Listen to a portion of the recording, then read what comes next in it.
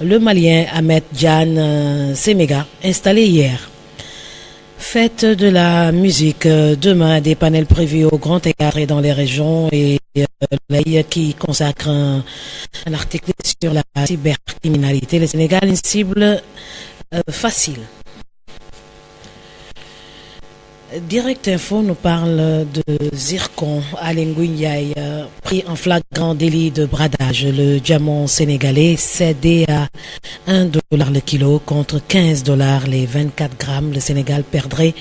366,288 francs par kilo, soit 366 millions la tonne.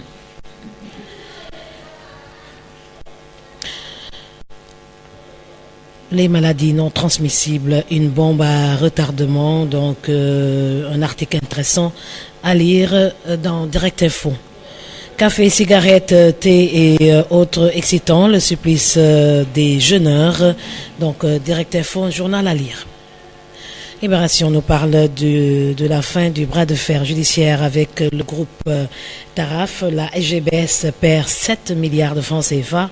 Les deux parties se sont accordées à l'amiable sur 13 milliards alors que la banque réclamait des créances évaluées à 20 milliards de francs CFA.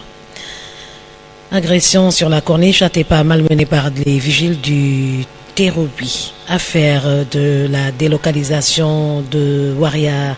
au Togo, les révélations des co-confondateurs. Une fillette de 8 ans, une femme enceinte violée puis tuée. Issa et un maniaque sénégalais arrêté en Gambie. L'AS nous parle de Sidiki Kaba, garde des Sceaux. Khalifa Sall jouit de tous ses droits. L'article est à lire à la page 7 du quotidien LAS qui revient sur le crédit mutuel qui a été braqué. Le vigile ligoté, ça s'est passé à Liberté 6. Macky Sall à l'inauguration de l'IRSF, malgré la baisse de 10%, l'électricité coûte cher. Fédération sénégalaise de football, Elhadji Diouf vote Mbaye Diouf Dia. Enquête revient sur les 2 ans de mise en œuvre de la TNT au Sénégal, retard à l'allumage. Et si la couverture du territoire en matière d'infrastructure est satisfaite, la commercialisation des décodeurs, elle reste un véritable fiasco pour le moment. Attaque au Crédit Mutuel Sénégalais de Liberté 6, les braqueurs vident les caisses. Et Rixo marché au casse de Touba, la police livre sa part de vérité. Pléthore d'élections législatives du 30 juillet, les solutions de la société civile et 36e édition de la fête de la musique, un 21 juin, tension. La tribune nous parle des mystères autour du tireur de Touba. La police et Safinatou Aman se rejettent les balles. Diamé annonce son retour en Gambie. L'article est à lire à la page 9. Et mécontent des aventures, Landing Savané étale c'est bizarre. Un gratuit pendant le Ramadan, au-delà du partage et de la solidarité. L'observateur revient sur le chemin de croix pour Macky. Wade réserve beaucoup de surprises pour la campagne. Nous nous opposerons à tout coup forêt électoral. Sans bulletin unique, on aura tout sauf une élection sérieuse. L'article de l'entretien, c'est avec le secrétaire général de AJPADS. Le Cahier Ramadan 2017 de l'Observateur s'intéresse à la gesta du madame qui mourut à la place de Baïna. Serigne Dara Ousmane Ndiaye avait le don d'ubiquité. Entre lui et Baï, une histoire de gémilité. Son décès, le témoignage de Cheikh Al-Issam. L'article est à lire à la page 10 et 11. Inauguration de l'AIBD, lancement de Sénégal, Air Sénégal SA. Les calculs de Macky sur la date du 7, donc l'article est à lire également dans l'Observateur qui parle de l'intifada Kébémer. Après Touba, les armes retentissent à Diokoul. 3 véhicules de la mairie incendiés. Vox Populi nous parle du vote avec une pléthore de listes pour les législatives du 30 juillet, les 4 solutions de la société civile pour sortir du pétrin et l'usage du bulletin unique, la possibilité pour l'électeur de prendre quelques bulletins, le fait de placer tous les bulletins au niveau de l'isoloir et la confection des bulletins prédécoupés. Avec le système actuel et le nombre de listes, seuls 150 électeurs pourront voter par bureau en raison de 5 minutes par personne. Législative au Sénégal de 2 listes en 1963 à 47 listes en 2017. Attaque à main armée à Liberté 6, l'agence Crédit Mutuel du Sénégal, braquée en plein jour, 8 millions emportés. Moussa Taye, conseiller politique de Khalifa Sall, il serait mieux que Tanor dise à Macky d'arrêter cette forfaiture.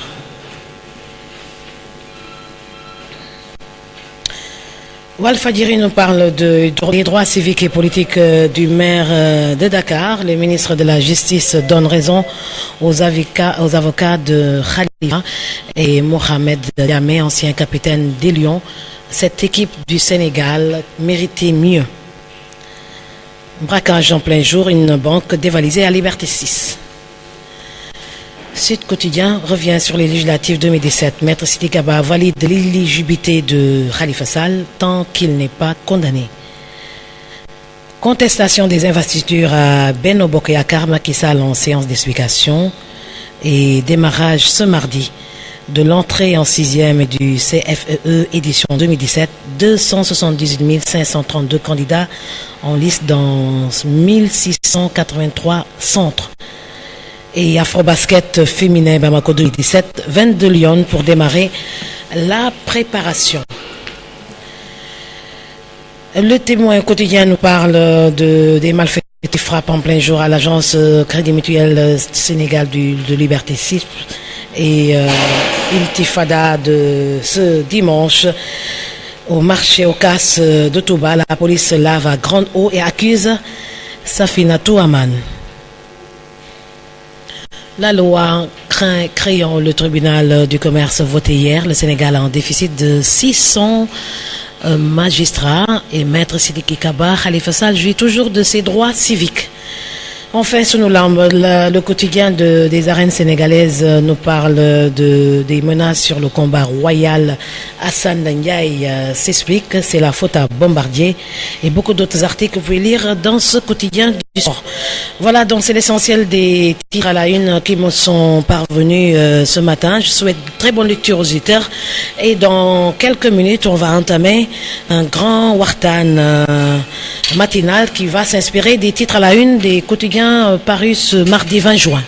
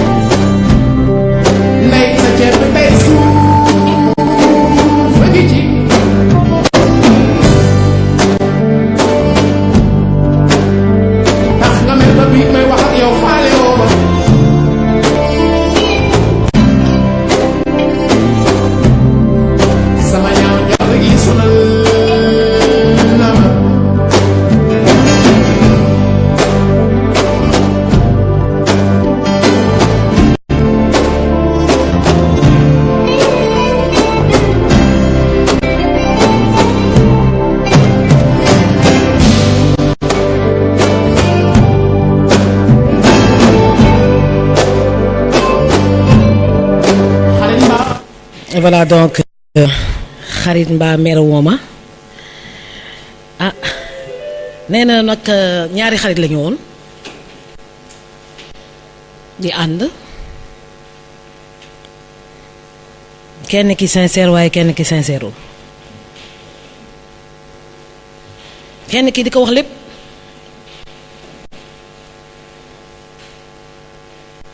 keneen ki nag moom lu mu fa jot a dégg su génnee nettali lépp bi ñu meroo nag musul li mbóot yëpp fekk yàgg na ko sax di wax mais keneen ki mënu woon xalaat que dina sulli mbóot te si la dëkkoon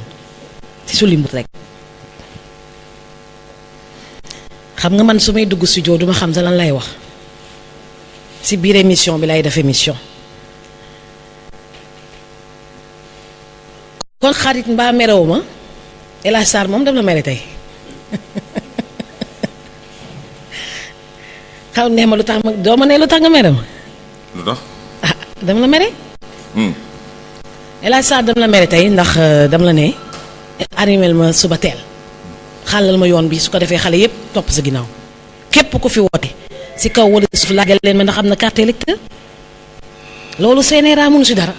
au contraire dañuy jàppale CNRA dañuy jàppale état bi pour ñaax nit yi ñu dem inscrire bi weesu na mais au moins ñuy ñaax nit yi ñu dem retirer seen carte électeur di leen di ñaax tamit jour vote ñu dem vote ji loolu dañ ñu war a fay sa ñun ministre de l'intérieur dinañ leen defal facture ñu fay ñu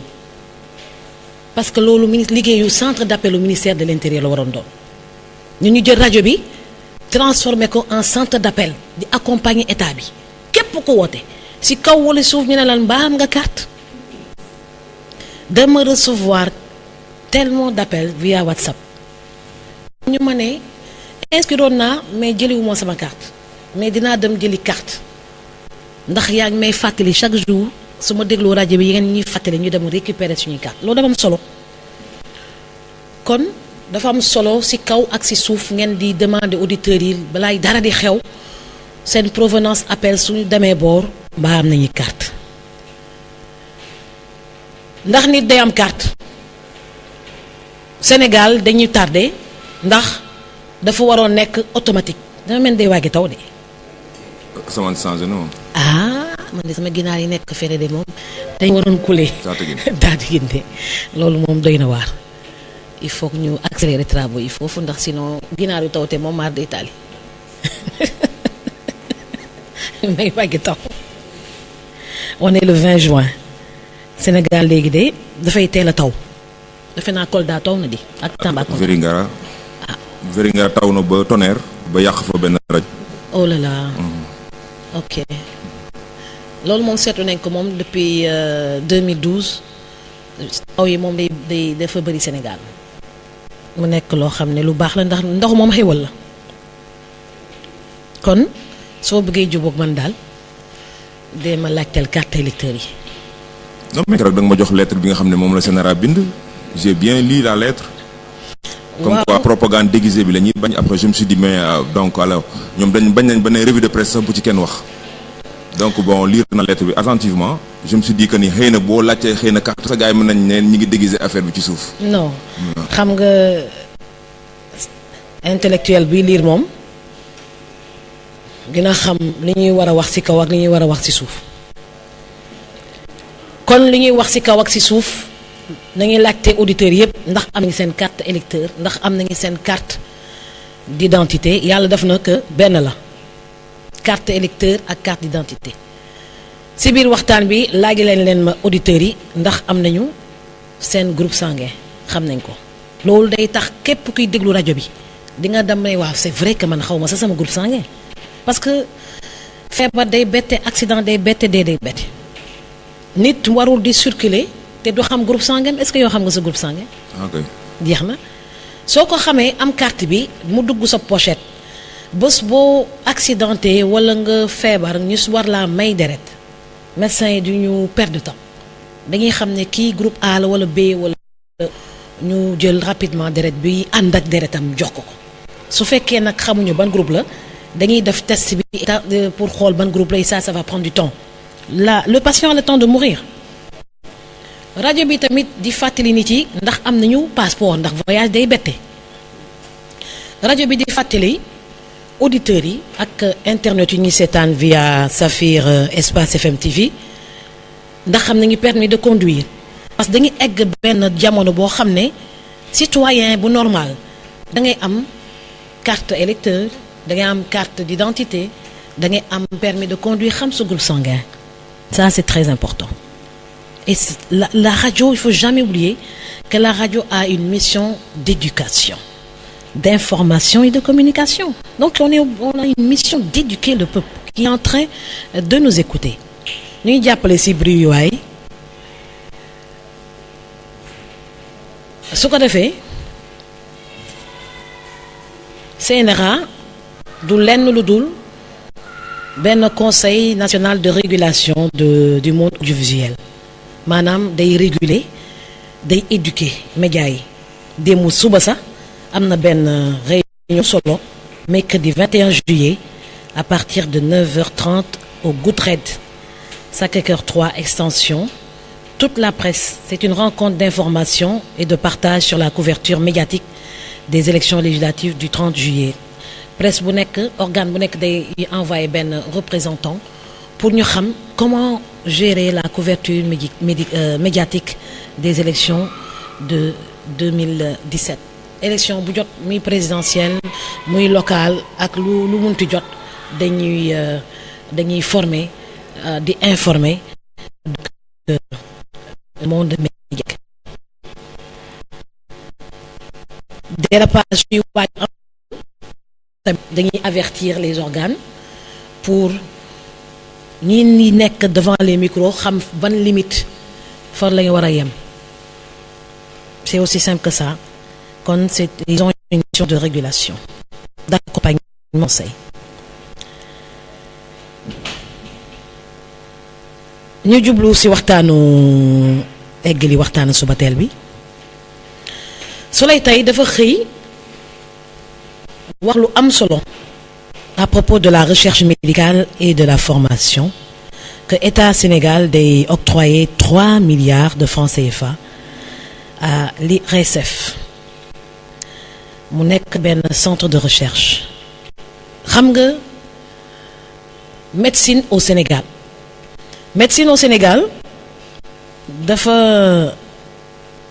dafa xaw a tumuranke te neex a defar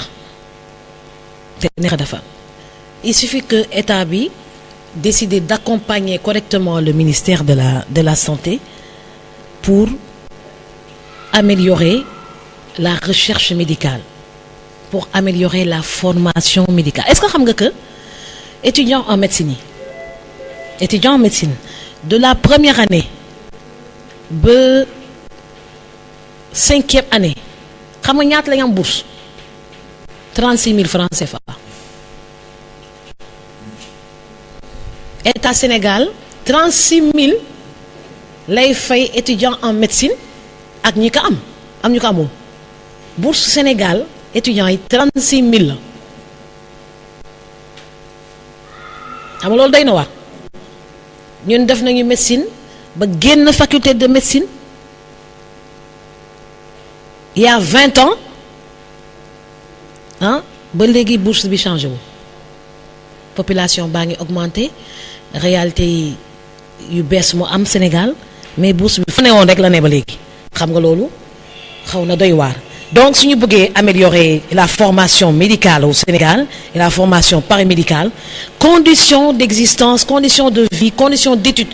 des étudiants en médecine loolu dañ ko war a gën a améliorer gën a defar à commencer par renforcer les bourses des étudiants les salaires des enseignants qui sont également des chefs de service dans les hôpitaux hospitalo-universitaires donc il est temps que état bi gestu le monde médical le monde chirurgical ça c'est très important pour une meilleure formation médico-chirurgicale ndax état bi dafay financer xaalis bu dul jeex ci formation médecin yi mais ñoom suñu sut synthèse ba pare ñu ci bëri dañuy dem Europe ñeen yi dem États-Unis parce que foofu infirmiers yi rek dañ leen di fay bu baax sàkkatuma ak médecin yi mu nekk benn pur gâchis boo xam ne war nañ leen mën a mettre dans de bonnes conditions téye leen Sénégal parce que régions yi dañuy soxla les régions ont besoin de médecins comme tout le monde ñu am nag ay professeurs yu qualifiés fii Sénégal médecins yi Sénégal lañu xarañ gisuma médecins yi cuune parce que formation médicale ak chirurgicale au Sénégal dafa métti benn façon métti boo xam ne soo fa jógee tu ne peux être meilleur quoi médecine militaire bi ak médecine civile bi ñooy jàngandoo ñooy bokkandoo stage la seule différence c'est que les médecins militaires ñoom dañuy fanaani là-bas. Il y a chaud. Voilà. Il y a chaud, je dirais pas il y a chaud, ils sont derrière le ministère, derrière l'Assemblée nationale. Dial Diop. Voilà. Donc bon. yow moom de façon Ziguinchor nga jógee. Dakar laa juddoo mais je suis né à Dakar. Ziguinchor liggéey rek moom fa yóbbu. D'accord. Moi je suis né à Tataguine. Donc su ko defee formation paramédicale ak formation médicale ak formation chirurgicale fii ci Sénégal dafa laaj ñu gën ko dooleel gën ko organiser su ko defee on aura les meilleurs médecins et les meilleurs chirurgiens du monde.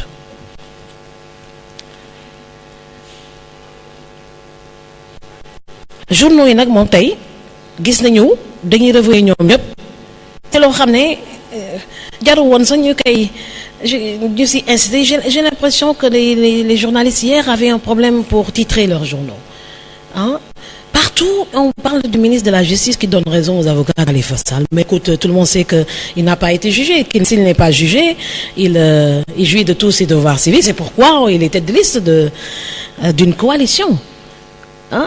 amul dara lu bees ñu jël benn affaire boo xam dafa évident bu ko titre partout j'ai rien compris parce que nag il faut que journalistes yi def effort pour di apporter loo xam ne day gën a am njëriñ donc askan bi di apporter loo xam ne day faire avancer ces choses voilà mais partout on parle que de Sidiki Kaba qui donne raison aux avocats de Khalifa je vois pas lu bees dans cette histoire. Il jouit de ses droits civiques c'est pourquoi son casier judiciaire est vierge moo tax mu mën a nekk tête de liste. Sénégal nag dafa am benn problème mu sécurité boo xam ne ñu ngi koy négliger parce que su ñu demee ba en plein jour léegi ñuy braquer banque di def comme luy xew États-Unis kon war nañu xoolaat suñu sécurité. Et que le ministère de l'Intérieur war na gën a renforcer en équipement ces différents secteurs pour imposer benn climat de stable au Sénégal une sécurité stable parce que su fekkee loolu am de war nañ renforcer toutes les stations radio et de télévision. Donc, parce que les gens se promènent beaucoup avec des armes maintenant et ça c'est très dangereux c'est très très dangereux. Élection yi di ñëw tamit ñu ne 47 listes la naka la ñuy dem voter xam nga ci biir affaire bi dafa am ñoo xam ne dañoo tayal ci liste yi dafa am ñoo xam dañoo tayal parce que dañoo tardé woon bëgguñu sa élection am donc tous les prétextes sont bons. Tous les prétextes vont pour dire écoute ça va être très fastidieux on devait même reporter les élections ñenn yi dañuy tomber ci piège bi tayal nag bañ a liggéey parce que damaa gisul lan moo mën a empêcher élection am le 30 juillet gisuma ko beaucoup d'idées ñi ngi koy wax di wax bulletin unique mais c'est évident s'il y a 47 listes defoon benn bulletin unique mais waxtaanuñu ko ci code électoral bi dafa am lu bari loo xam ne dañ ko doon prévoir ñu ko moi je pense que le vote électronique les bulletins uniques yoo xam ne day am photo de toutes les têtes de liste après nit ki di def lu dul cocher ça également c'est des solutions mais il faut une formation am na ñoo xam ne duñu mën a voter non c'est une formation donc s'il y a trop de listes mais il faut laisser tout le monde voter pourquoi fermer à 18h pourquoi fermer à 18h il y a beaucoup de bulletins ça prend trop de temps et écoute que le vote aille jusqu'à minuit quel est le problème 47 listes il faut que il y a 5 millions d'inscrits plus de 5 millions d'inscrits ben écoute il faut permettre à tout le monde de voter hein il faut permettre à tout le monde de voter ça va prendre du temps donc la fermeture à 18h c'est plus possible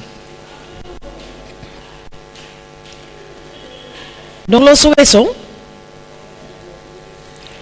information yi daanaka yu intéressant tey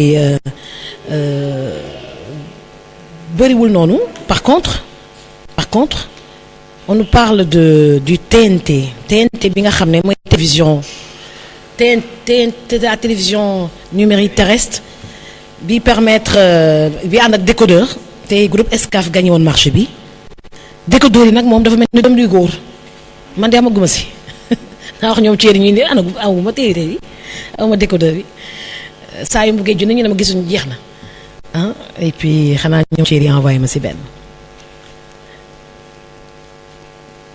te soo gisee TNT am Sénégal c'est que c'est une possibilité pour qu'il y ait plus de 3000 télévisions ku bëgg a télévision rek dañ ko war a jox mu nekk une possibilité de création d'emploi dans le monde de l'audiovisuel boo xam ne kenn xamul nu mu toll kon loolu état bi warul ragal état bi da ko war a gën a libéraliser ku bëgg a gis am télévision neexulu kenn léegi sax jënd émetteur sax dañuy teggee ko xam nga avant télévision dafa cheroon da ngay jënd émetteur bi ça coûte excessivement cher plus de 50 millions et tout et puis l'équipement télé c'est très cher mais léegi équipement télé léegi studio bi da ngay di liggéeyante émetteur sa yónnee wutu si et puis ça crée moins d'effets secondaires sur le corps humain hein donc on ne vit plus avec l'émetteur à côté et puis c'est une excellente chose la TNT maintenant il faut qu'ils attribuent les fréquences pour permettre aux Sénégalais qui ont beaucoup d'idées dans leur tête d'exploser dans le monde audiovisuel voilà dañuy egg benn monde boo xam ne naj nit moo dépassé moo xewi waaw nekk ci état ne kii de opposition la bokk kenn du ko jox fréquence télévision loolu dafa xewi voilà donc il faut libéraliser accompagner les Sénégalais dans la création d'emplois parce que le monde audiovisuel et des communications day créer beaucoup d'emplois moo am tamit beneen problème boo xam ne Direct Info moo ko souligné tey Direct Info nous parle du zircon xam nga Sénégal xam nga il faut mettre les personnes qu'il faut à la SAR à la place qu'il faut li ma doon wax démb rek ci pêcheur bi nga xam ne dafa juddoo fekk papam yaayam di napp jën mu yendoo di napp jën màgg ci napp jën nga bëgg ko jël daf ko maire de Dakar ah te jàngul école xam nga kooku da nga koy coono rek nga koy teg c'est la même chose si l'exploitation de nos ressources minières parce qu'il faut que des gens qui s'y connaissent gèrent ce domaine extrêmement sensible extrêmement important lu mel ni pétrole lu mel ni zircon lu mel ni ndox bi sax man je considère l'eau comme une ressource naturelle qu'il faut exploiter on a l'eau de mer on a l'eau douce qui provient de Fouta Djallon hein de la Guinée c'est le fleuve Sénégal donc ndox boobu c'est une ressource qu'il faut hydraulique source d'énergie hein qu'il faut exploiter pour pouvoir irriguer nos terres riziculture agriculture lépp mu nekk en dessalant l'eau de mer affaire yu mel noonu dañ koy dénk ñoo xam ne loolu rek la ñu jàng su ko defee kenn du perdre temps Sénégal marbre qui n'est pas encore touché da nga koy dénk ñoo xam ne loolu la ñuy jàng le zircon da nga koy dénk si loolu ñoo xam ne namuñu dara te loolu la ñuy jàng quoi parce que suñu waxee que le diamant sénégalais cédé à $1 le kilo contre $15 les 24 grammes Sénégal di perte 366 millions la tonne mu nekk benn information extrêmement sensible parce que là dañuy brader quoi suñu alal Sénégal dafa riche suñu suuf si bés bu ne nga découvrir fa benn ressource minière ressource ay pétrole ay gaz dañuy wax ay gaz ay donc li ñuy wax ci gaz dañu ne mënuñu ko sa épuiser kon loolu tax dafa war a dañ ko ñi koy gérer de maîtriser yi fa dañ la faire bañ bara loo xam donc si rek li indi une information boo xam ne ku ko lire day ne waaw ça c'est la provocation parce qu'on peut pas prendre suñu ressources yi bradé muy gaz bi muy pétrole bi muy loo munti xalaat ces ressources minières su fekkee phosphate bi tout su amee Sénégal yi dañ si war a yëg seen bopp su ko defee lu ma def lu bàyyi la nga poser quelques questions Abdou Khader sur la presse également on va te poser quelques questions laata may lever l'encre pour céder la place au programme de Safir FM. Voilà donc merci beaucoup madame la directrice donc muy information yi xëy na li ma ci gën a jàpp mooy surtout côté TNT est-ce que tamit état bi xoolul ni TNT bi xëy na Sénégal amuñu programme parce que wax boobu mosoon naa ko dégg télévision il faut ñu am programme pour ñu ma leen jox yenn fréquence parce que quand tu suis les chaînes de télévision yi fi am léegi du bëgguma citer à part la RTS mais tu suis les chaînes de télé il y a pas de programme franchement. Moi donc tu trouves ça tout à fait normal qu'ils bloquent les fréquences. ouais nañ joxe programme ba pare nañ joxe programme parce que li ma gis ci télé yi fi am ni télé fowukaay la yaa ko day fecc yaa ko day tànn béer du Guédiawaye banlieue bi ndax leen organiser fa teg ay caméras c'est ça c'est ce que je vois à travers les écrans là. À part la RTS gisoo fi beneen télé fi am programme. maa leen koy offrir la Madior Diouf tous les jours de 11h donc à midi donc une émission qu'on a repris parce que auditeurs yi ñu ngi doon laaj tout le temps lan ngeen di xaar pour démarrer waat Mandela Show donc mu nekk émission boo xam ne dafa fort pour offrir leen ko. Abdou Khad. jërëjëf madame la directrice et grand Elhadj. man question ma posé mooy damay dugg ci politique. alors je vois que ki nga xam ne kooku mooy le ministre de l'économie et de la finance des finances moom jiital ci liste bi dans benn alors peut-être moom ils ont joui de ces capacités financières pour mu dem ci li nga xam ne kam mooy campagne loolu laa gis alors mais moom lui il a répondu que moom jiite liste yi ou pas loolu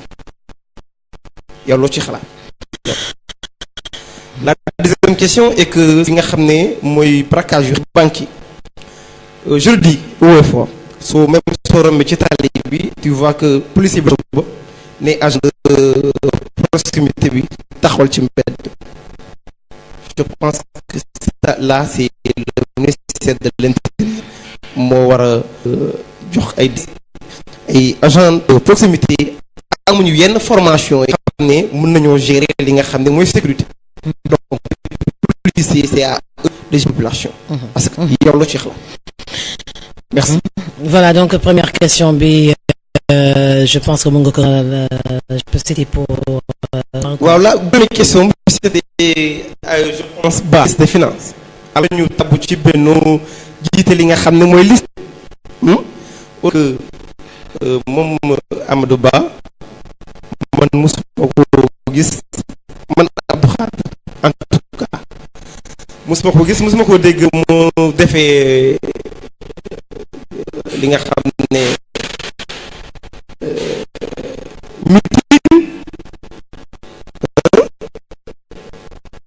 dans Dakar wala dans le Sénégal moom lañu tabb pour mu jiite dans Benno. Peut-être la quoi sa capacité financière am na doole ci wàllu moo yor comme Sénégal xëy na ci loolu lañu xalaat ñu dugal mu user de ses capacités financières pour ñu dugg ci wàllu politique ba yow lu ci xalaat. Voilà donc lu ma xam nga man moom joxe woon naa sama xalaat si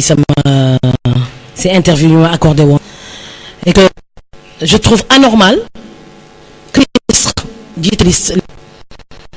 parce que il va choisir entre l'Assemblée nationale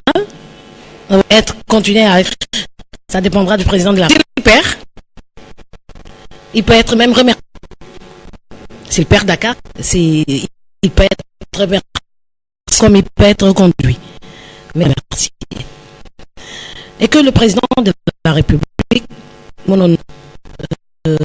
daf benen casting, prendre d'autres personnes. Maintenant, certains vont dire que il est le ministre des gens du Sénégal. Et ça, c'est de donc, pour battre campagne durant les législatives, déjà, ça crée... c'est pas normal. Voilà. Le ministre des Finances n'a pas utilisé l'argent pour 5 départements, battre campagne un Dakar avec l'argent pour renforcer les équipes de Dantec, ouvrir payer correctement, passer le quota que c'est. Mais dans le Sénégal, de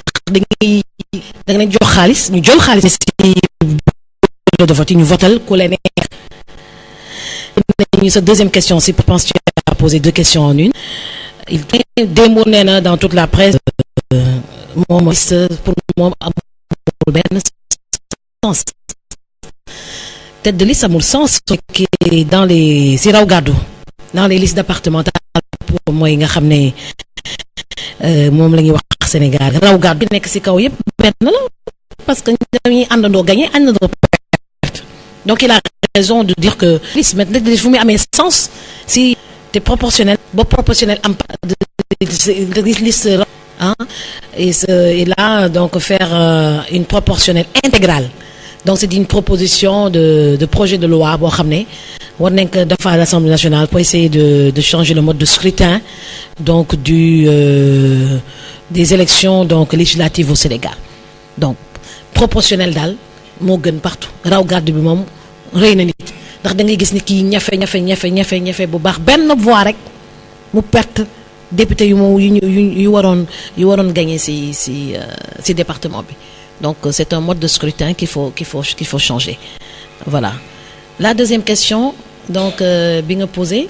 je pense c'était quoi encore? C'était juste sur li nga xamné moy braquage yu xew légui ci banque yi. Je disais juste que légui CI ils ont tendance nek ci biir bureau yi même ci tali bi sax da ngay gis day nek ci biir auto bi bàyyi li nga xamné moy agent de sécurité ba manam dañuy wax agent de proximité. ñoom ñu def liggéey bi. alors que man ñoom xëy na amuñu yenn formation. Donc man je pense que foofu le ministère de l'Intérieur moo war a woolu ñi nga xam ne joxe ay instructions yu pour ces gens-là ñi nga xam ne ils sont pas formés ñu former leen. Absolument. Voilà. xam nga moom li xew si lépp ëpp naa wax sax si rajo li xew si tali bi métti na de. xam nga Sénégal métti na benn façon métti boo xam ne sécurité bi suñu bëggee il faut qu'effectivement ministère de l'Intérieur gën a mettre l'accent sur la formation proximité ak ci gën a conscientiser. Ils doivent savoir qu'ils sont là pour la sécurité des populations, qui doivent les accompagner et préserver la sécurité. Mais si tu bois les tailles rek toog si oto def ko day tax woyu dañuy ñeme waaw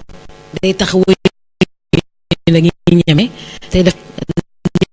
nga constaté rek moom la nit ñi da ngay gis na par contre policiers yu xañ moom dañuy nekk en activité dans la ñoo xam da nga leen di sa fan parce que ñii dañ bañ jëm mag liggéey booy def si su fekkee da nga koy def rek awul du xale di defee par contre su sa xol su fa jëliwul dara dañ fay toog et ça liggéey boo munti gis si àddina ñu passionné rek ñoo ko war a ñoo fa di ne waaw passionné pour faire des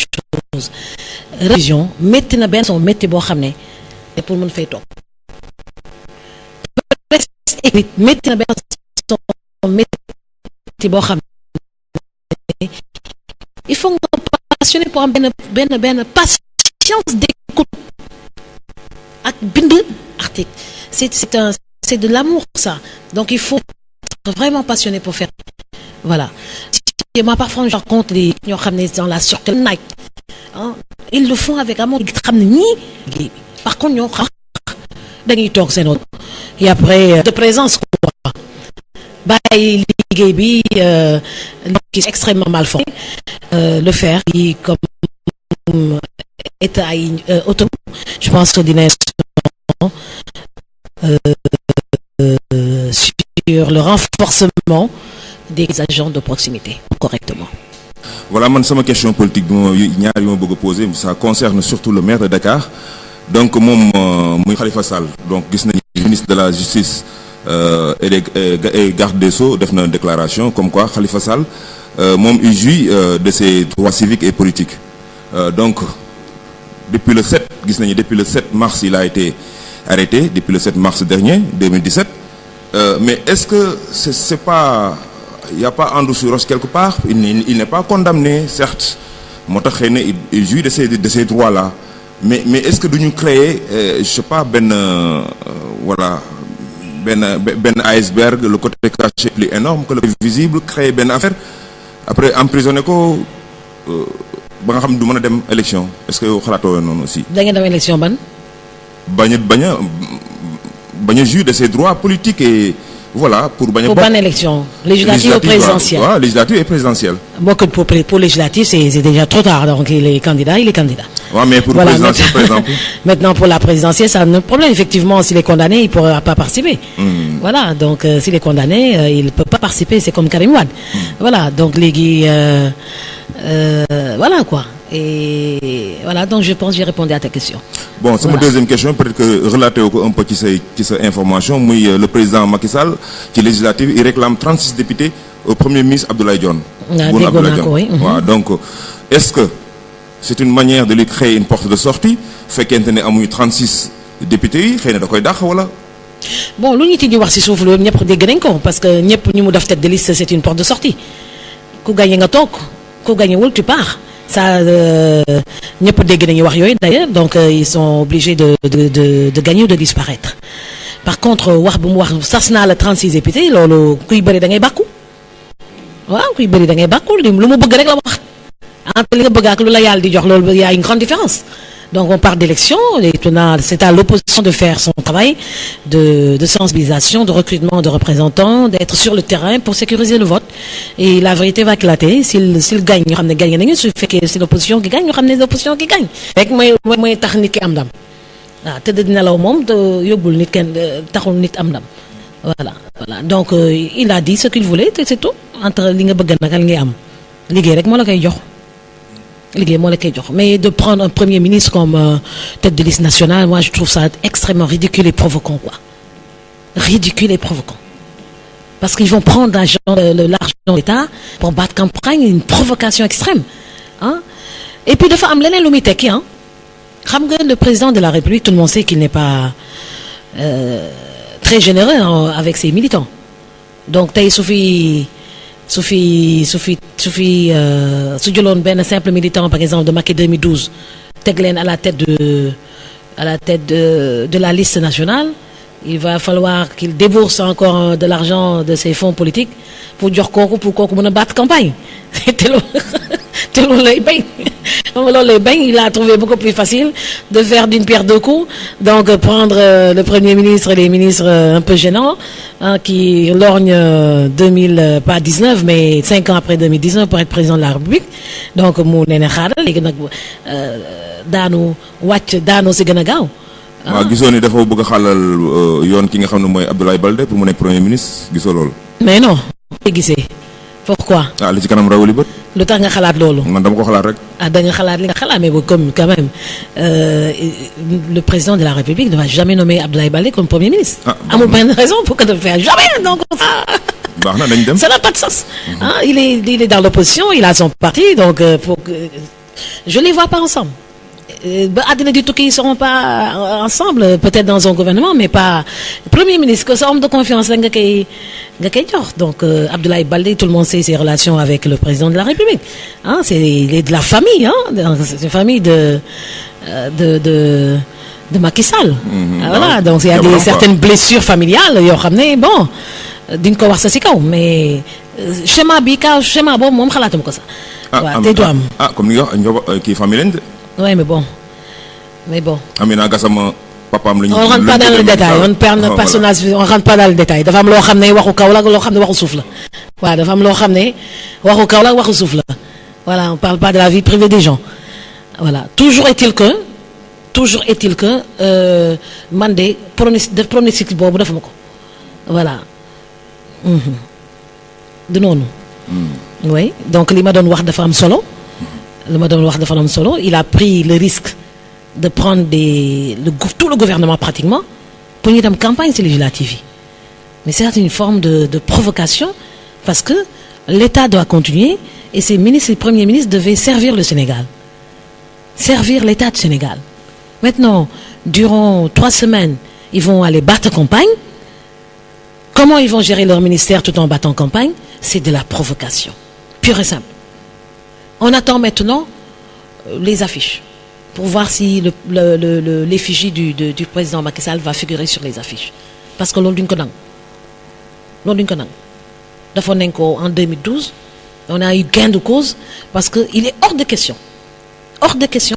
qu'on mette la photo du président de la République sur les affiches des législatives alors qu'il n'est pas tête de liste. Dégg nga wax ji. Donc le Conseil constitutionnel est là pour réguler beaucoup de choses en matière d'organisation d'élections et que bon am na lu jot a jàll mooy prendre un premier ministre mettre sur les listes législatives ce qui me semble extrêmement ridicule léegi li am na ndax validé nañ ko mais c'est de la provocation. mais élection municipale yi passé Abdoulaye Baldé def na ko jël nañ ñoom waa PDS jël nañ seen i sa photo maître Abdoulaye Wade teg ko ci seen i 4x4 mais ñu bëri dañ ko doon ñaawlu. photo yi ñi bokk ci élection yi ñoo ci war a ne affiche yi voilà ñi bokk ci élection donc day am ñoo xam nag dañuy provoquer waaw mais en principe le président Abdoulaye Wade dootul président actuellement sa photo sera sur les photos parce que moom mooy tête de liste te il n'est pas président de la République kon tooñ rek moo baaxul quoi dañuy bàyyi tooñ moo baaxul donc di provoquer tout le temps les différents les autres têtes de liste des autres listes c'est pas du dëgg du yoon donc dañu war a tout simplement respecter tous les concurrents donc pour que ñu mën a am ay élections paisibles élection mën na am fii Sénégal te kenn du ci sonn voilà donc 12 heures mi ngi jot na pratiquement passé na 3 minutes donc je pense que j'ai répondu à vos questions et que je vous donne rendez-vous demain et ce soir je vais essayer de dormir très tôt parce que bon tu sais les émissions de télé au Sénégal c'est assez intéressant quand même la nuit donc soo ko toppee moom le lendemain doo nekk en forme voilà donc et je trouve que les télévisions quand même ils ont des programmes assez intéressants c'est un problème de moyens parce que dafa am des productions audiovisuelles il faut suffisamment de moyens pour sortir et faire des productions audiovisuelles et que l'État doit tout faire loolu lañ bëggul génne nag et l'État doit tout faire patron de presse yi voilà et l'État doit tout faire pour les accompagner correctement l'aide à la presse est là mais am na neneen ñu ko mën a defee pour ñu ngi leen di jàppale demeewul noonu su ko defee organe de presse dafa nekk benn puissance boo xam ne dañ ko war a contrôler ak dañ ko war a accompagner correctement pour production bu baax mën fay génn man noonu laa amoon tontu bu ma lay tontu El Hadj Sarr. ah mais daal patron de presse aussi foog ñu ay moyens fekkee mënagoo ko bul ko def. waaw mënagoo def télé. waaw bul ko def. waaw parce que il faut des moyens boo bëggee nit ñi foog ñu seetaan ay film yu mag. film yooyu c'est de l'argent boo ko ay pour nga jënd ko États-Unis c'est des milliards. ñoom xëy na loolu la ñuy éviter du ñu tegal ay programme ay tànn bee du ñu tegal kenn xamul ay na door pas kenn du comprendre daal man daal je préfère seetaan télé tubaab bi daal moom gën a télé Sénégal yi franchement man je le suis même pas. Voilà, donc n'en parle pas. Donc nous on suit les télévisions sénégalaises et puis parce qu'on est sénégalais, hein, donc vive la télévision sénégalaise, vive les télévisions sénégalaises.